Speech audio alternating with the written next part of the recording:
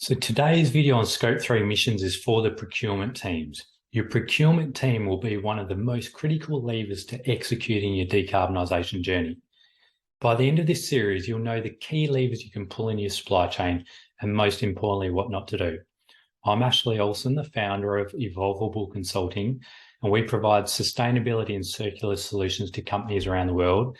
And if you're looking for strategies to understand and influence your value chain emissions, you'll love this series, so keep on watching. So sustainable procurement. There is an increasing focus on selecting sustainable or low carbon products. So how do you set a framework for choosing sustainable products? The sustainable procurement policy is one of the most significant levers you can pull from an organisational perspective. A sustainable procurement policy is a process whereby organisations meet the needs for their goods, services, works and utilities in a way that achieves value for money on a life cycle basis, while addressing equity principles for sustainable development, benefiting societies and the environment across time and geographies.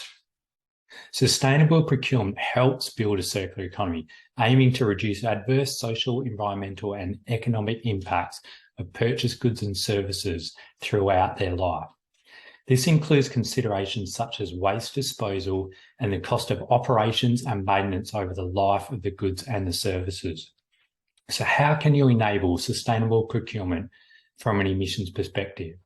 For Scope 3 emissions, you can go out to the market and look for lower carbon alternatives for your desired product or service.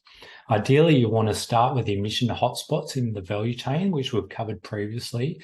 You identify these as part of your materiality assessment, which we've covered in previous videos. This market testing can be done with both existing suppliers and new suppliers. Factors to consider as part of assessing new products are: do you need to buy the product? Can you lease the product instead? Does a low carbon product meet the exact quality requirements that you're after? Is there a cost differential? Is there a sufficient supply of the new product? What's a longer term trade-off of the existing product? Will it be impacted by the carbon tax and the cost increase in the longer term? So this was a quick one today. So the key takeaways are: does your company have a sustainable procurement policy?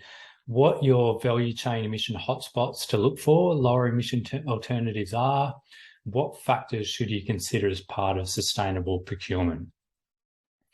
If in the following video, we'll talk about the next lever, which is operational policies. If you like this video, make sure to follow us on LinkedIn right now so you don't miss the future parts of this series. If you want assistance in developing sustainable procurement policies, please reach out to us through LinkedIn, Evolveable Consulting, or head over to evolveable.com. Now, I want to turn it over to you. How's your company sourcing sustainable products? Do you have a sustainable procurement policy in place? Is the sustainability policy embedded throughout the organisation? Let us know by leaving a comment below. Thank you.